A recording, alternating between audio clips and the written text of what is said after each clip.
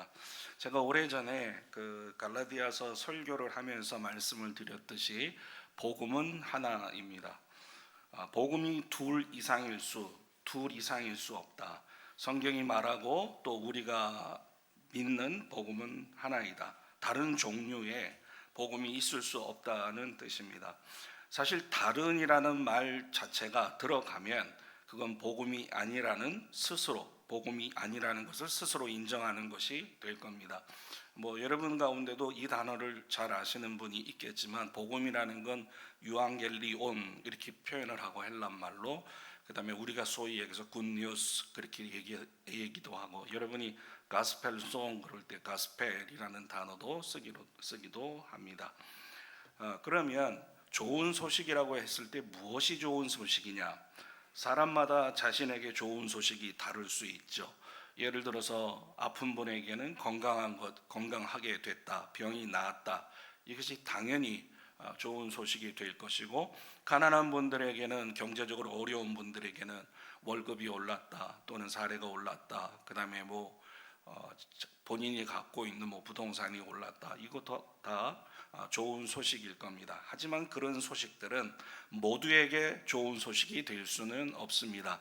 성경이 말하는 모두에게 예외 없이 기쁜 소식이 되고 좋은 소식이 있는데, 그거는 다름 아닌 죄로 인해 영원히 멸망받을 비참한 운명에 처한 인간에게 구원의 길이 있다는 소식입니다.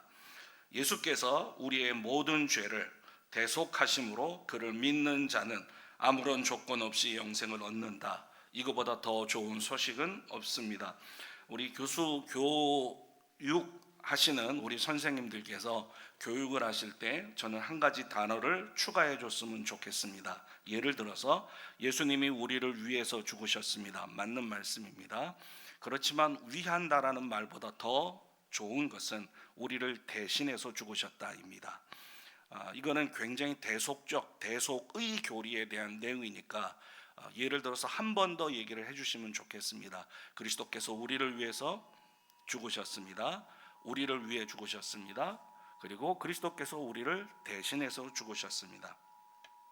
예수께서 우리의 모든 죄를 대속하심으로써 그를 믿는 자는 누구든지 조건 없이 은혜로 영생을 얻습니다. 이거보다 더 기쁜 소식은 없습니다. 이 기쁜 소식은 오직 그리스도를 통해서만 이루어집니다. 그러니까 기쁜 소식이 그리스도 한 분만을 통해서 이루어지니까 복음은 하나일 수밖에 없습니다. 그러니까 복음이 하나일 수밖에 없는 필연성은 그리스도가 한 분이시고 중보자가 한 분이시기 때문에 그렇습니다. 중보자가 둘이라면 복음도 둘이 될 수 있겠지만, 하나님도 한 분이시오, 하나님과 인간 사이의 중보자도 한 분이십니다. 따라서 복음은 둘 이상일 수 없습니다. 다른 복음으로 만약에 불리는 것이 있다면 그것은 실제로는 복음이 아닙니다. 이렇게 성경은 다른 복음에 대해서 아주 강력하게 경고를 합니다. 다른 복음이 있지도 않을 뿐만 아니라 다른 복음이라고 속이는 것들은 실제로는 복음이 아니다, 이렇게 성경은 말합니다. 근데 여러분, 다른 복음은 분명히 없습니다. 복음은 하나입니다. 그런데 복음에 붙여지는 수식어들은 매우 다양합니다. 예를 들어서 하나님의 복음, 하나님의 나라의 복음, 천국 복음. 복음은 하나인데 그 앞에 붙여지는 다양한 수식어들이 있습니다. 화면이 준비됐으면 좀 한번 보여주시면 고맙겠습니다. 오늘 성경 구절이 저렇게 많이 있습니다. 그래서 제가 다 찾지 않고 제가 작업한 내용을 그대로 올렸습니다. 첫 번째로 보시면 복음은 하나입니다. 그런데 어떻게 써 있냐면 하나님의 복음 이렇게 되어 있습니다. 출처가 하나님이라는 얘기죠. 두 번째는 하나님의 복음하고 좀 비슷한데 하나님의 나라의 복음 이렇게 되어 있습니다. 유대인들은 하나님이라는 이름을 직접 부르지 못합니다. 그렇기 때문에 하나님의 복음, 하나님의 나라의 복음 이렇게 쓰지 않고 천국 복음 이렇게 썼습니다. 당연히 유대인들을 향했으니까 마태복음에서 나오겠죠. 그 다음에 세 번째는 하나님의 영광의 복음 이렇게 되어 있습니다. 영광의 복음 또는 하나님의 영광의 복음, 굉장히 많은 단어가 나옵니다. 그 다음에 네 번째로 그리스도의 복음 이렇게 되어 있습니다. 가로 안에 있는 것은 그 성경 구절들이 나오는, 그 말씀이 나오는, 그 표현이 나오는 성경 구절들입니다. 그 다음에 예수 그리스도의 복음, 그리스도의 복음, 예수 그리스도의 복음 이렇게 나와 있습니다. 그 다음에 오늘 읽은 1장 9절 말씀처럼 그의 아들의 복음 이렇게 나와 있습니다. 그리고 직접 나오는 건 아니지만 고린도 전서에 보면 십자가의 도 이렇게 되어 있습니다. 저 도라는 단어는 여러분도 다 아십니다. 로고스입니다. 그러니까 이 로고스는 말씀이시고 말씀은 그리스도이시죠. 그래서 십자가의 도, 이 말은 그리스도의 복음을 가리킵니다. 그 다음에 은혜의 복음이라는 말이 있습니다. 그 다음 좀 올려주시기 바랍니다. 은혜의 복음, 그 다음에 구원의 복음, 그 다음에 화평 또는 평안의 복음, 그 다음에 영원한 복음, 그 다음에 마지막으로 바울이 내가 너희에게 전한 복음, 이 10가지가 있습니다. 이게 크게 10가지죠. 9가지죠. 실제로는 아까 중복된 단어들은 제가 뺐으니까 복음을 가리키는 용어들이 이렇게 다양합니다. 이 복음을 가리키는 수식어들을 묶어보면 복음이 어디로부터 나왔느냐, 이 복음의 출처를 가지고 얘기할 때 하나님의 복음 또는 예수 그리스도의 복음 이렇게 말할 수 있고, 복음이 갖고 있는 성격, 그러면 복음은 하나님 나라에 대해서 설명하고 있기 때문에 하나님 나라의 복음 또는 예수 그리스도의 복음 이렇게 얘기할 수 있습니다. 그 다음에 이 복음이 구원하고 연관이 되면 이렇게 표현하죠. 구원의 복음 또는 은혜의 복음, 그리고 구원받고 은혜로 구원받으면 하나님과 화평하게 되죠. 그래서 은혜의 복음, 구원의 복음, 화평 또는 평안의 복음은 구원의 결과로 주어지는 거기 때문에, 다른 말로 얘기하면 복음을 믿은 결과로 주어지기 때문에 그렇게 표현합니다. 그 다음에 영광을 강조하면 하나님의 영광의 복음, 하나님의 영광의 복음, 그 다음에 그 복음이 영원하다 하는 영속성을 강조할 때는 영원한 복음 이렇게 얘기를 합니다. 우리가 천국 가서도 우리는 여전히 하나님이 되는 게 아닙니다.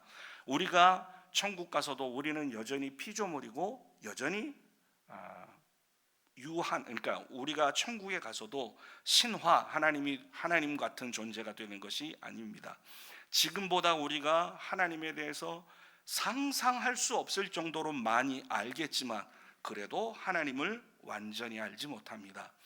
절대로 우리 인간은 하나님 나라에 가도 사람입니다. 하나님이 되는 것이 아닙니다. 그렇기 때문에 우리가 천국 가서도 우리는 복음을 찬양할 수밖에 없습니다. 영원한 복음이죠. 오늘 제가 1절 말씀을 잠깐 보겠습니다. 바울은 자신을 이렇게 소개했습니다. 예수 그리스도의 종이다. 나는 예수 그리스도의 종이다. 이렇게 썼습니다.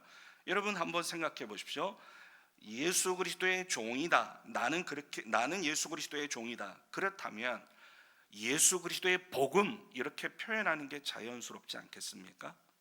그런데 바울은 자신을 예수 그리스도의 종이라고 부른 다음에는 예수 그리스도의 복음 이렇게 얘기하지 않고 하나님의 복음 이렇게 표현합니다. 이거는 상당히 간접적인 건데 예수 그리스도가 즉 하나님이시다, 삼위일체적인 표현입니다. 동시에 절대적인 권위를 가지신 하나님, 그분이 복음의 소유자시다. 왜 복음의 소유자시냐면 하나님께서 우리를 구원하실 의무가 없죠. 하나님에게는 우리에게 구원을 베푸실 의무가 없습니다. 단지 하나님이 우리를 구원하기로 작정하셨다면 그 작정에 따라서 하나님께서 그의 아들 예수 그리스도를 보내주신 겁니다. 그리고 그 예수 그리스도가 복음이십니다. 따라서 복음의 출발 어디냐, 복음의 소유자가 누구냐, 그건 하나님이십니다. 따라서 성경은 하나님의 복음이라고 얘기를 합니다. 복음은 앞서 말씀드렸듯이 하나님께서 그의 아들 예수 그리스도를 우리의 대속물로, 우리를 위한 대속물로 보내신 사건입니다. 그렇기 때문에 복음은 하나님의 사건입니다. 하나님으로부터 시작됩니다. 하나님은 우리를 구원할 의무가 없으시지만 그런데 구원하기로 하셨습니다. 그렇기 때문에 이것이 하나님의 복음입니다. 자, 저는 오늘 여러분하고 1번부터 9번까지 모든 구절을 살필 수는 없습니다. 시간상 아예 불가능합니다. 그래서 저는 하나님의 복음부터 시작해서 시간이 되면 중간에 멈추겠습니다. 로마서 1장 1절, 그 다음에 로마서 15장 16절인데 로마서 15장 16절을 한번 잠깐 봐주시기 바랍니다.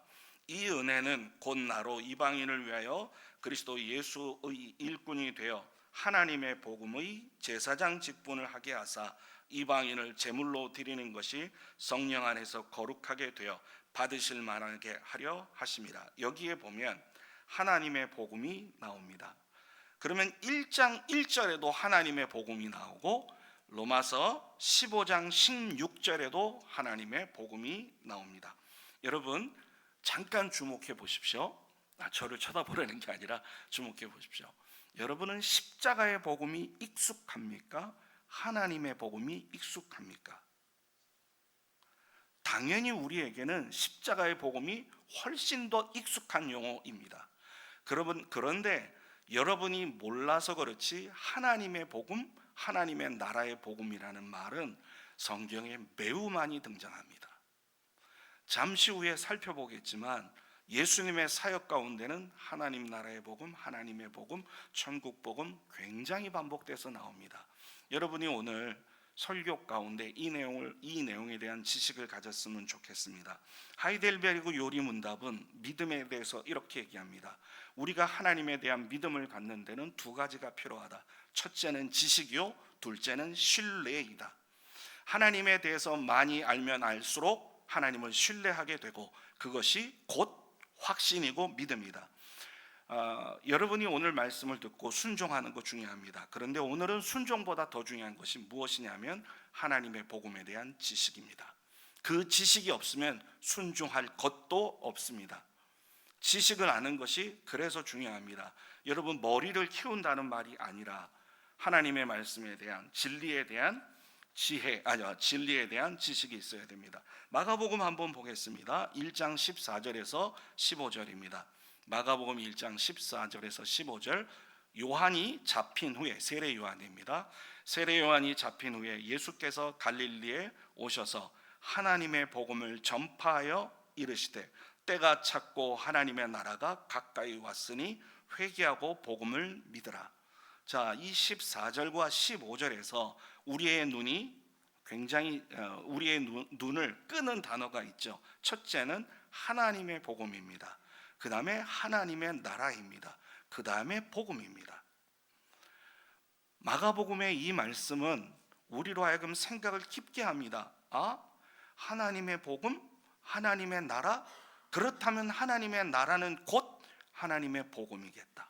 그러면 예수님께서 말씀하신 회개하고 복음을 믿으라 했을 때 회개하고 무엇을 믿으라는 얘기냐? 하나님 나라를 믿으라는 얘기입니다. 회개하고 하나님 나라의 복음을 믿으라는 얘기입니다. 자, 저는 첫 번째로 지금 하나님의 복음을 말씀드렸습니다. 두 번째로 하나님 나라의 복음을 한번 살펴보겠습니다. 앞서 말씀드렸듯이 유대인들은 하나님이라는 이름을 부르는 것을 꺼려했죠. 그래서 하나님 나라 이 말을 천국 이렇게 바꿔서 불렀습니다. 같은 말입니다. 누가복음 4장 43절을 한번 좀 보겠습니다. 이제부터 여러분은 성경 구절에 집중해 주시기 바랍니다.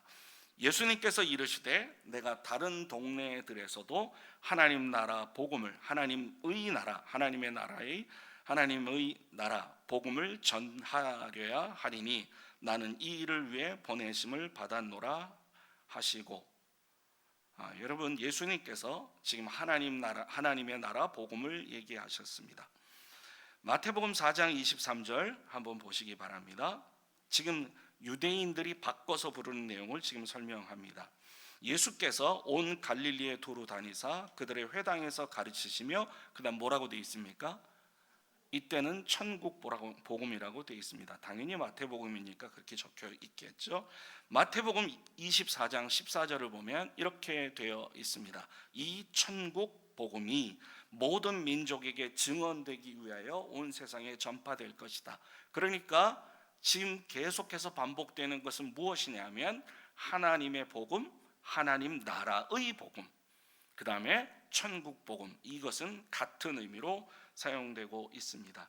자, 그러면 이렇게 하나님의 나라 또는 하나님 나라의 복음 또는 하나님의 복음이라는 말을 지금 성경은 계속해서 얘기하는데 이거 도대체 우리가 어떻게 이해해야 하느냐, 그리고 예수님은 하나님 나라에 대해서 얼마나 중요하게 다뤘느냐 하는 것을 지금부터 살펴보겠습니다. 제일 첫 번째로 예수님은 사역을 시작하셨습니다. 그런데 공생애를 시작하시는데 어떻게 시작했냐? 하나님 나라를 선포하는 거로 시작하셨습니다.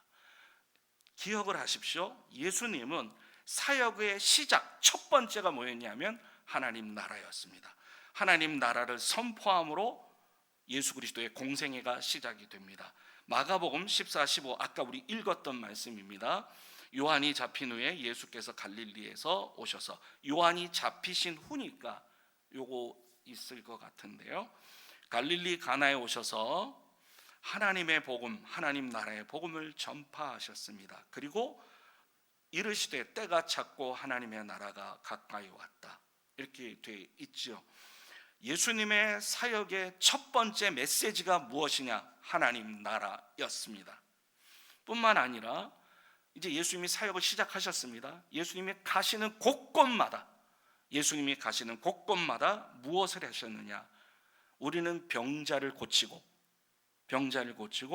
이런 기적에 초점을 맞추지만 성경은 그것만 얘기하는 게 아니라 중요한 메시지를 다루고 있습니다. 예수님은 가시는 곳마다, 그의 사역은 곳곳마다 하나님의 나라를 선포하는 것이었습니다. 마태복음 4장 23절은 이렇게 얘기합니다. 예수께서 온 갈릴리를 두루 다니시면서 그들의 회당에서 가르치셨다. 뭐를? 천국 복음을. 그러니까 예수님은 시작에도 하나님 나라의 복음이었고 중간에도 하나님 나라의 복음이었습니다. 그리고 여러분, 그 뒤에 따라오는 말이 무엇이냐면 모든 병과 모든 약한 것을 고쳤다고 되어 있습니다. 여러분이 생각하셔야 됩니다. 모든 병과 모든 약한 것을 고치는 것이 그리스도의 1차적인 목적이냐? 죄송하지만 아닙니다. 그리스도의 1차적인 목적은 하나님 나라를 전하시는 거였습니다. 그리고 그거를 위해서 약한 것들과 병자를 고치셨습니다. 누가복음 8장 1절을 보면 그 후에 예수께서 각 성과 마을에 두루 다니시며 하나님 나라를 선포하셨다. 그리고 그 복음을 전할 때 12 제자가 함께 했다라고 얘기를 합니다. 저 두 가지 말씀드렸습니다. 시작에 하나님 나라가 있었다. 돌아다니면서 예수님이 전하는 메시지가 하나님 나라였다. 세 번째로 예수님께서 전하셨던 복음의 성격, 이 성격도 하나님 나라의 복음이었습니다. 누가복음 4장 43절에 이렇게 되어 있습니다.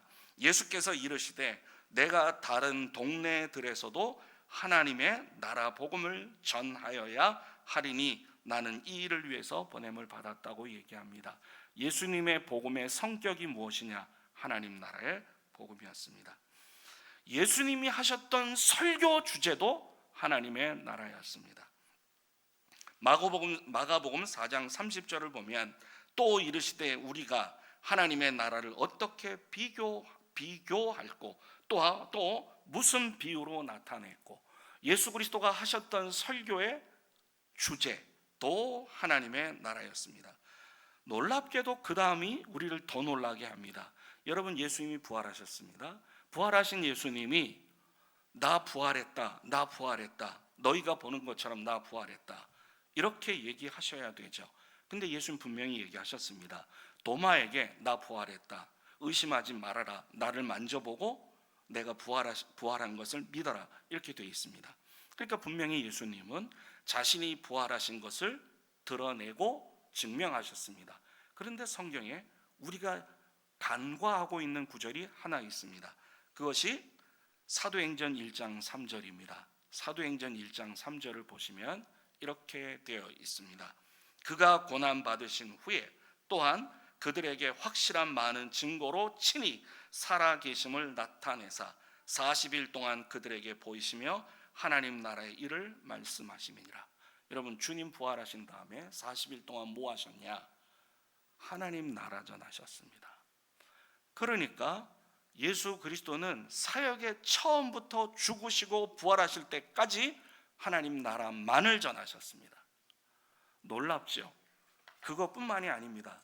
예수님께서는 제자들에게, 이제 당신의 사역을 제자들이 해야 되는데 제자들에게 전도 사명을 이렇게 전해라, 전도 사명을 주실 때도 메시지가 하나님 나라였습니다. 누가복음 9장 1절 2절을 보겠습니다.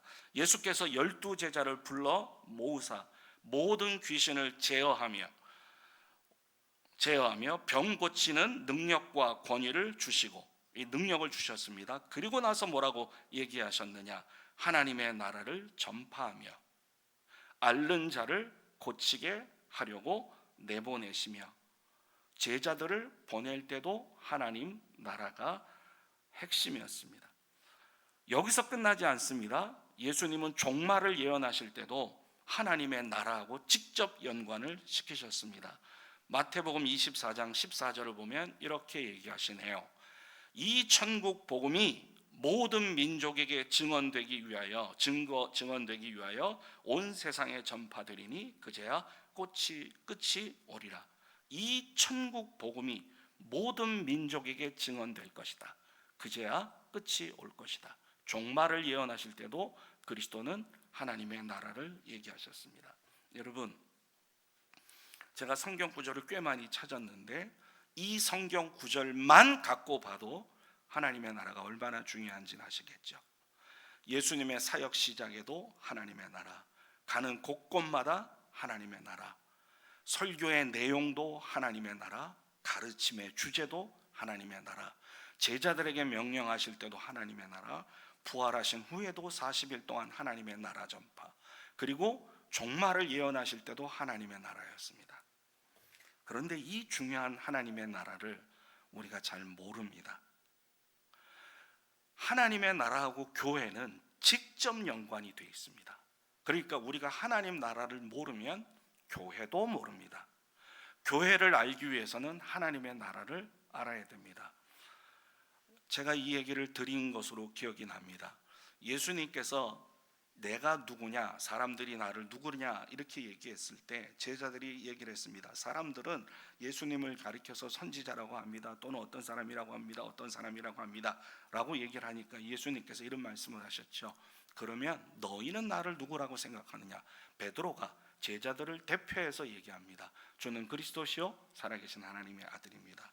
그때 예수님께서 이렇게 얘기하십니다. 바요나 시몬아, 내가 복이 있다. 그러면서 내가 이 반석 위에 교회를 세운다. 반석 위에 교회를 세운다가 나왔습니다. 기억하십시오. 여기 에클레시아, 교회가 등장합니다. 그리고 주님이 뭐라고 말씀하시냐면 내가 천국 열쇠를 내게 준다. 천국 열쇠는 베드로가 갖고 있는 게 아니라 베드로가 고백했던 그 고백이 갖고 있습니다.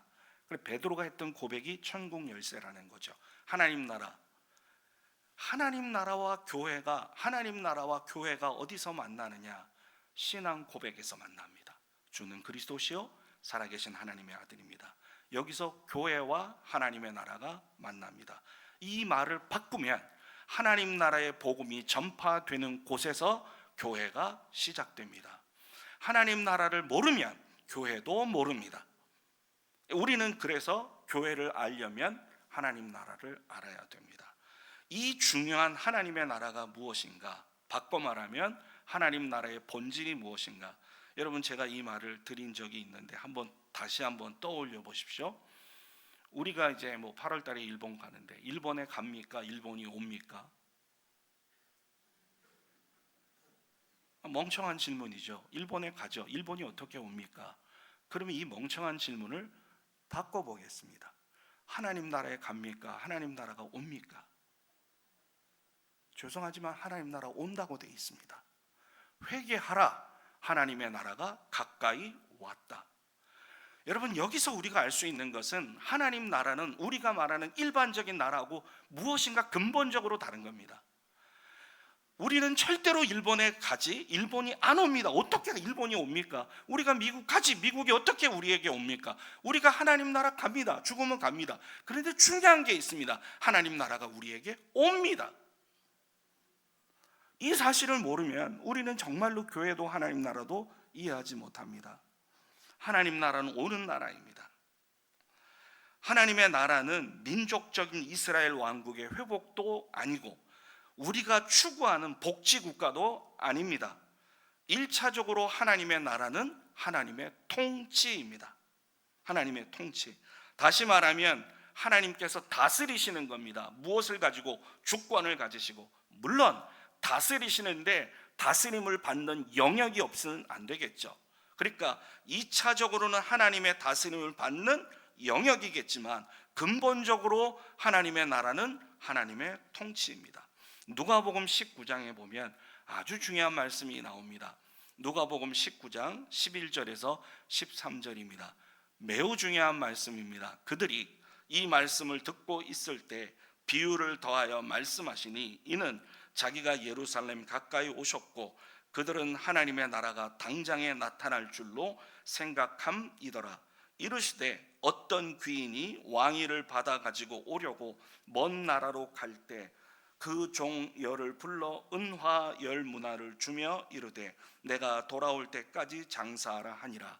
여러분, 이 구절을 눈여겨 보십시오.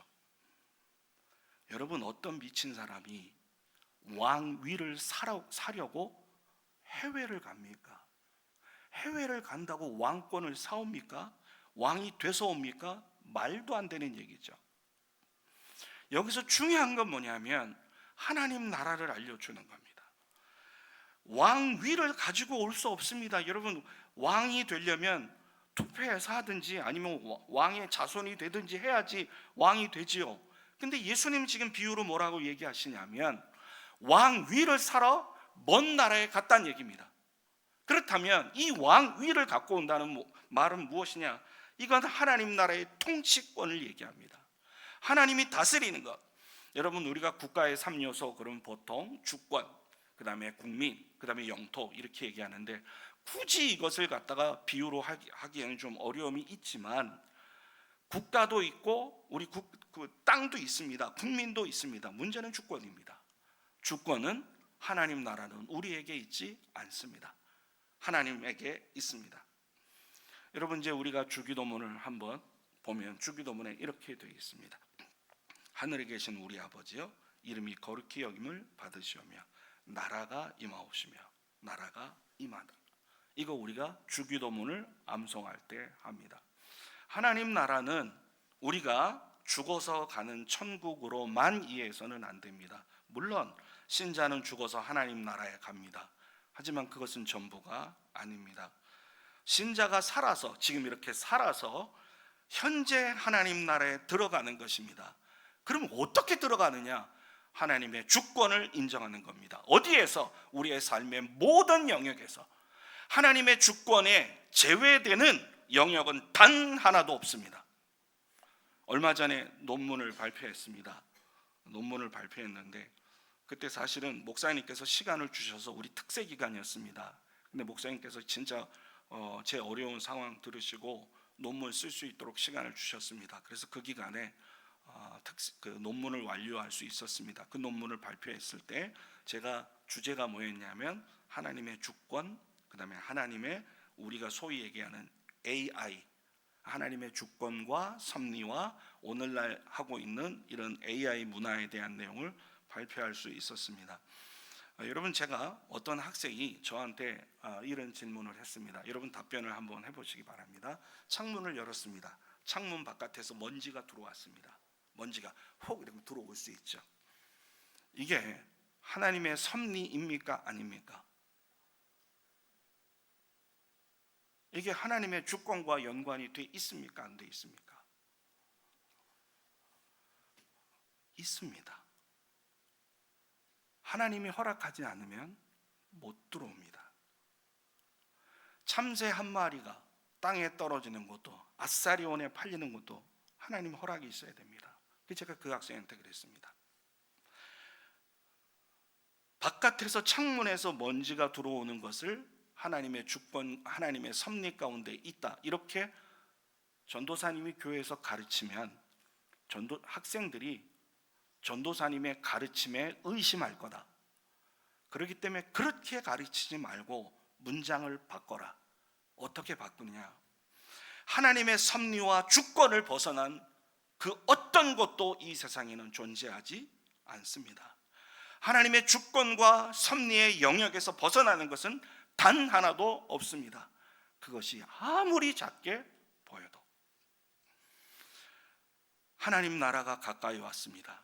여러분, 우리가 하나님 나라를 믿는다는 것은 죽어서 천국 가는 것만 믿는 게 아니라 지금 우리의 예배 가운데도, 내 삶 가운데도 하나님의 통치를 믿는 것입니다. 지금 어렵습니다. 돈이 없습니다. 어렵습니다. 아픕니다. 또는 건강합니다. 잘 되고 있습니다. 또는 대인관계가 어려움에 겪고 있습니다. 나는 친구들과 잘 지냅니다. 상황이 어떻든 간에 그 모든 상황 가운데 하나님은 지금 통치하고 계십니다. 하나님은 섭리하고 계십니다. 이거를 여러분들이 믿기 전에 아셔야 됩니다. 아는 게 우선됩니다. 알아야 믿죠. 우리의 삶의 모든 영역은 하나님의 통치 안에 있습니다. 문제는 그 통치권을 내가 인정하느냐 인정하지 않느냐입니다. 하나님의 통치 범위에서 벗어나는 게 있냐? 하나도 없습니다. 여러분, 설교 마무리하겠습니다. 여러분 모두가 한 사람도 예외 없이 내 삶의 모든 영역에서 단 한 부분도 빼놓지 않고 하나님의 통치권을 인정해서 우리의 삶 속에서 하나님의 나라를 확장해 가시기를 간절히 축원합니다. 기도합시다. 하나님 아버지, 감사합니다. 삶 속에서 하나님의 나라를 확장해 가게 하여 주시옵소서. 그러기 위해서 먼저 하나님의 주권과 하나님의 통치권과 하나님의 섭리를 우리가 믿고 입으로 고백할 뿐만 아니라 그렇게 살아드리게 하옵소서. 주 예수 그리스도의 이름으로 기도드립니다. 아멘.